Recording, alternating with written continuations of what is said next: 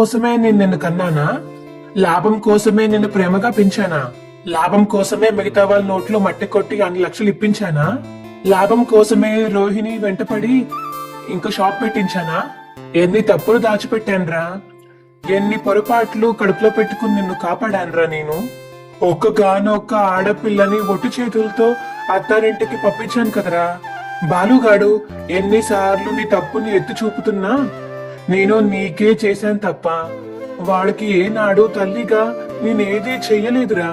రవిగాడు వాడు బతుకు వాడు చూసుకుంటున్నాడు. అందర్నీ పక్కన పెట్టి ఆఖరికి నేను మీ నాన్నని కూడా మభ్యపెట్టి నీ కోసం ఇంత చేస్తే నీ నుంచి వచ్చే సంపాదన తిని కూర్చోడానికే అంటావా? శభాష్ రా, శభాష్. నువ్వు చాలా మంచి బిరుదిచ్చావురా నాకు.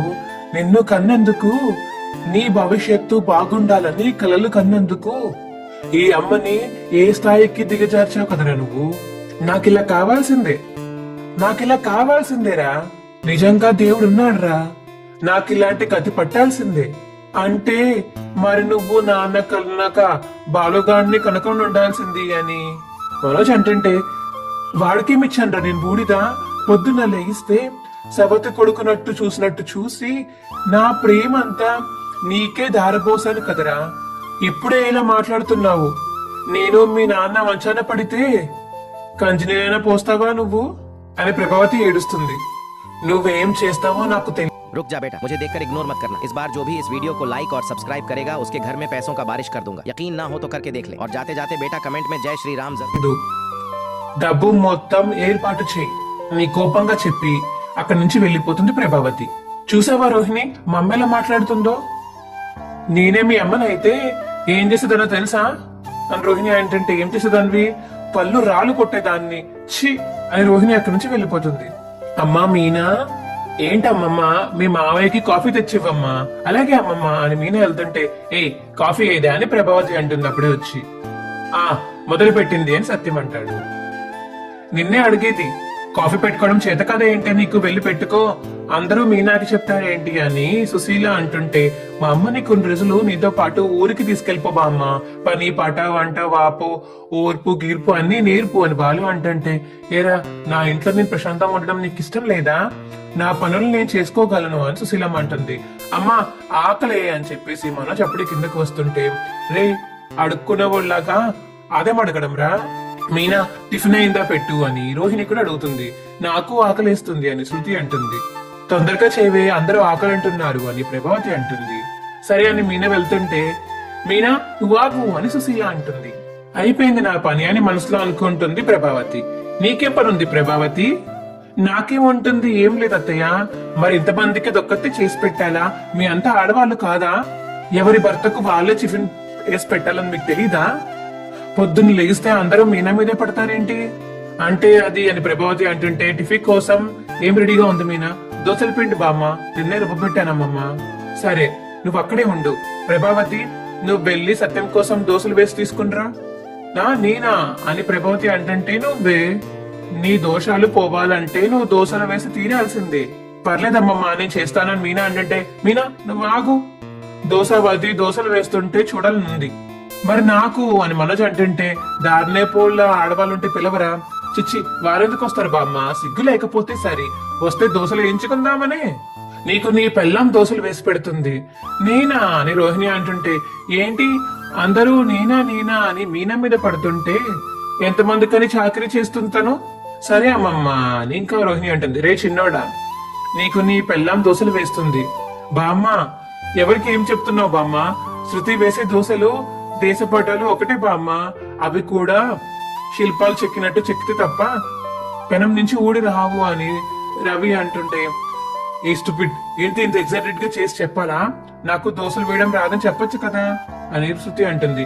అయితే నాతో మా ఊరు రారా? ఎందుకు బామ్మ? నీకు దోశలు వేసే పిల్లతో పెళ్లి చేసి పంపిస్తాను అని చెప్పేసి సుశీలమ్మ అంటుంటే, నేను రెడీ అని రవి అంటాడు. ఏంటి రవి గ్రాని నిజంగానే నాకు రాదు అని శృతి అంటుంటే, నీ మొగుడు వంటోడే కదా వాడు నేర్పిస్తాడులే నీకు అని సుశీలమ్మ అంటుంటే, వంటోడు అనకు బామ్మ, షెఫ్ షెఫ్ అను. చప్పో చీపురో నాకెందుకురా, శృతికి నువ్వే నేర్పించుకో. కానీ నాకు కాల్చడం రాదు గ్రాని. ఒరే నిన్నేమన్నా తుపాకీకి తీసుకుని కాల్చమంటున్నానా? తెలియంది తెలుసుకునే వరకే అజ్ఞాని, తెలుసుకుంటేనే జ్ఞాని.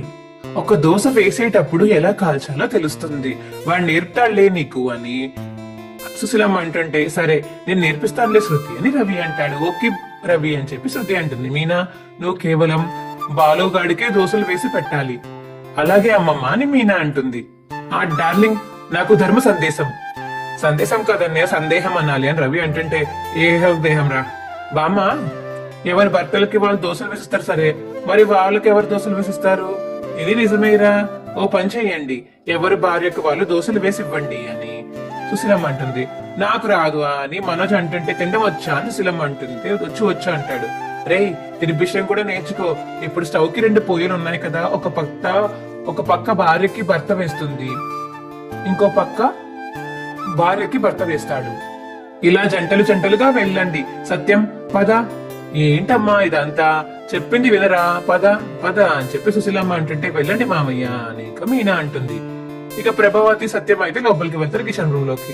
ఏమైనా వర్కౌట్ అవుతుందా అని ఇంకా శృతి అంటుంటే, లేదు, తూర్పు పడమరలాగే ఉన్నారు అని రవి అంటాడు. అవునరా, అవి పాట పాడతాను, తూర్పు పడమర అని బాలు పాడుతుంటే, అబ్బా మీరు ఆగండి అని మీనా అంటుంది. అన్నయ్య, వాళ్ళు ఆడబడతారు.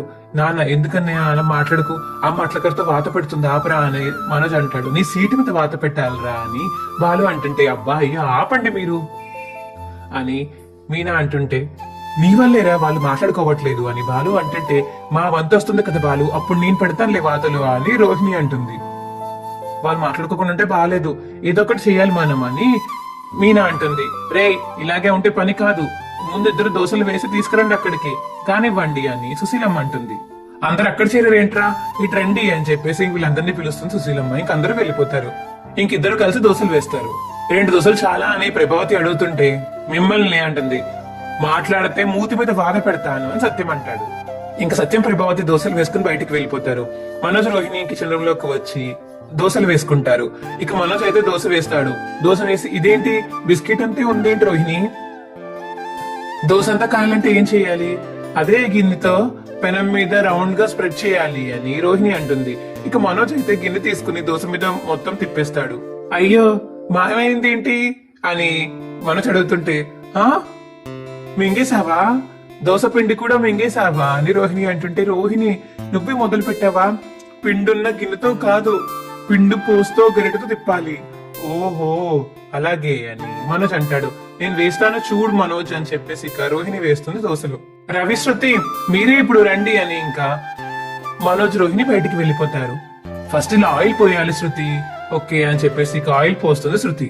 ఇలా పిండి తీసుకుని ఇలా వేయాలి అని రవి అంటాడు. ఇదేమన్నా బ్రహ్మ విద్య, నేను చేస్తాను చూడు అని శృతి అంటుంది. ఇక దోశ వేస్తుంది. ఏం చేస్తున్నావు, దోశ మాడిపోతుంది. అయ్యో ఇప్పుడు ఏం చెయ్యాలి, దోశ తిరిగేయాలి అని చెప్పేసి రవి చెప్తుంటే పెనం తిరిగేసి పొయ్యి మీద పెడుతుంది శృతి. అబ్బా కర్మ కర్మ, అలా కాదు శృతి, ఇలా వెయ్యాలి. ఓహో, ఇలా తల బాదుకుంటూ దోశ తిరిగేస్తే మాడదా అని శృతి అంటుంటే, అమ్మ బాబోయ్, నువ్వు వేరే వాళ్ళ పాత్రలు డబ్బిని చెప్పినట్టు నీ పెనం మీద నేను దోశ వేస్తానులే తీ అని ఇంకా రవి అంటాడు. ఇక ఆ దోశ తీసేసి దోశ వేస్తాడు రవి. అయినా దోశ వేయడం ఎంత సింపులా, దీని పేరు దోశ అని ఎందుకంటారు తెలుసా? తెలీదు రవి. ఇలా పిండి పెనం మీద పడగానే బుస్తున్ సౌండ్ వస్తుంది కదా, అలాగే తిరిగేసినప్పుడు రెండోసారి ఉస్సులు వస్తుంది కదా, 2 ఉస్సులు కలిపి దోస్ అని చివరికి దోస్ కాస్త దోశ అని మొదలు పెట్టారు. అవునా వంట అబ్బాయి? అవును డబ్బింగ్ అమ్మాయి. ఇంకిద్దరు దోశలు వేసుకుని వాళ్ళు కూడా బయటికి వెళ్ళిపోతారు. ఇక మీనా బాలు లోపలికి వస్తారు. బాలు దోశ వేయడం చూసి, మీకు దోశలు వేయడం వచ్చా అండి? నేను చిన్నప్పుడు బామ్మ ఇంట్లో కట్టెల పొయ్యి మీద దోశలు వేసేవాడిని అని బాలు అంటుంటే, అని మీనా అంటుంది. అప్పుడు వాటిని అట్లనేవారు మీనా. బాలు దోశ తిరిగేసరికి ఆ నూనె వెళ్లి కంట్లో పడుతుంది మీనాకి. అమ్మో మీనా అని చెప్పేసి ఇక కళ్ళలో వదలానికి వెళ్తాడు బాలు. ఏదో వాసన వస్తుంది ఏంటి? అవునండి, ఇది మీద పొగలు కూడా వస్తున్నాయి. ఎక్కడ? అక్కడ దోశ మాడిపోతుంది అని ఇక దోశ తిప్పుతారు ఇద్దరు. ఇంకా మళ్ళీ దోశలు వేసుకుంటారు ఆ మాడిపోయిన దోశలు తీసేసి. ఇంకందరూ డైనింగ్ టేబుల్ దగ్గర కూర్చుంటారు.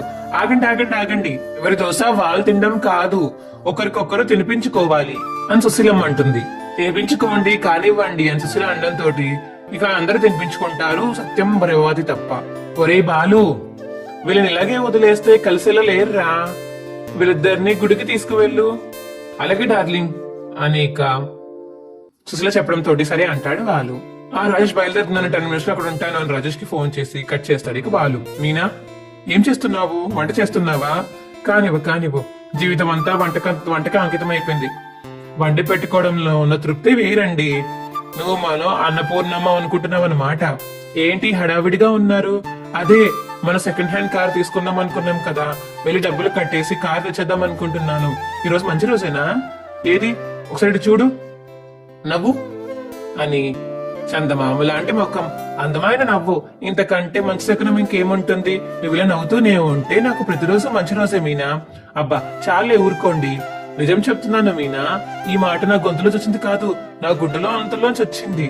అది కాదండి, క్యాలెండర్ లో చూడాలి కదా, తిథులు గడియలు బాగున్నాయో చూసుకోవాలి.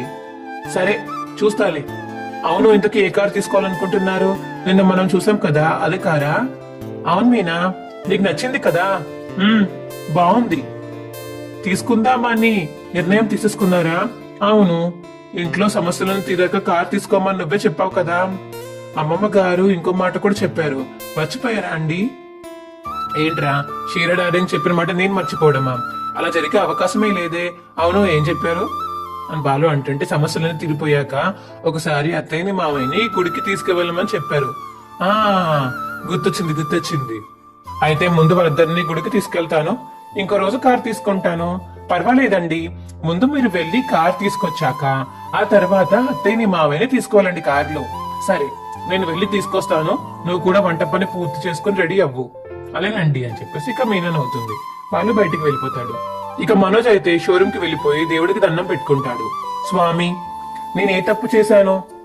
మా ఇంట్లో అందరికంటే ఎక్కువ చదువుకున్నాను, ఎంతో ఎత్తుకు ఎదగాలనుకున్నాను, వ్యాపారం పెట్టుకున్నాను, డబ్బు బాగా సంపాదించాలని ఎన్నో కలలు కన్నాను.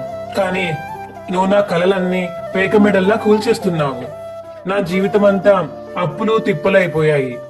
నాకు తొందరగా ఏదో ఒక దారి చూపించు స్వామి అని దండం పెట్టుకుంటుంటే అప్పుడే మనోజ్ గారిని ఎవరో పిలుస్తారు. చెప్పండి, ఏం కావాలి? మనోజ్ గారు అంటే మీరేనా? అవును, ఈ షోరూమ్ కి ఓనర్ ని నేనండి. ఇదిగోండి. ఏంటిది? మీరే చదవండి అని చెప్పేసి ఇక తెచ్చిన అబ్బాయి అయితే లెటర్ ఇచ్చేస్తాడు మనోజ్ కి. నేనెవరో తెలుసుకోవడానికి ప్రయత్నం చేయకండి, నా గురించి వెతక్కండి.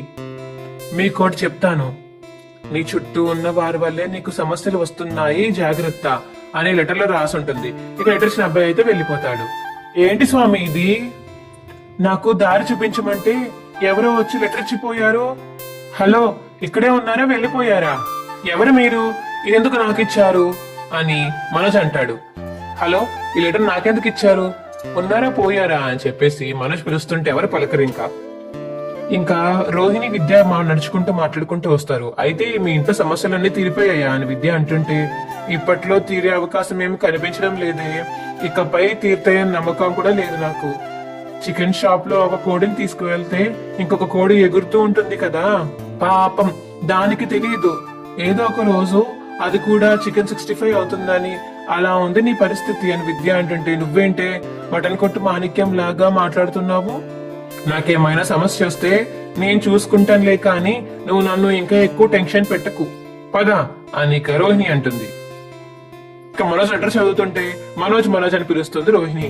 మనోజ్ అని పిలవగానే ఇంకా ఏమైంది, ఏదో దెయ్యం పట్టినట్టు అలా ఉన్నావు, ఇది చూడు రోహిణి అని ఇంకా లెటర్ చూపిస్తాడు రోహిణికి మనోజ్. ఏంటిది మనోజ్, ఎవరు రాశారు ఇది అని రోహిణి అడుగుతుంది. ఇంకా నెక్స్ట్ వచ్చే ప్రమోలా అయితే, బామ్మ నాన్న కార్ ఎలా ఉంది? నీ రెండో పిల్లం బాగుందిరా, కొత్త కారులో అమ్మ నాన్నల్ని గుడికి తీసుకువెళ్ళరా, పదండి అని ఇక ఇద్దరిని ఎక్కించుకుని కారులో తీసుకెళ్లి కావాలని కతుకుల్లో పడతాడు ఇక బాలు. రే బాలు, ఏంటై నడపడం, రోడ్డు బాలేదు నాన్న, నా చేయి పట్టుకో ప్రభా అని సత్యం అడిగేసరికి ఇక చేయి పట్టుకుంటుంది ప్రభావతి సత్యంది. ఇక్కడ చూసి బాలు మీద చాలా ఆనందంగా ఫీల్ అవుతారు.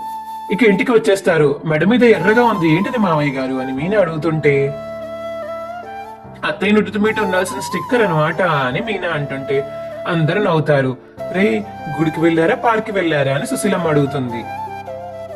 ఇంక ఇంట్లో వాళ్ళందరూ నవ్వుకుంటారు. మా వీడియో మీకు ఎలా అనిపించిందో కింద కామెంట్ సెక్షన్ లో తెలియచేయండి. మా వీడియో కనుక నచ్చితే మా వీడియోని లైక్ చేసి తప్పకుండా మా ఛానల్ సబ్స్క్రైబ్ చేసుకోండి. పక్కనే ఉన్న గంట సింబల్ మీద క్లిక్ చేయండి. అప్పుడే మేము చేసే వీడియోలు మీకు రోజు వస్తాయి. Bye friends.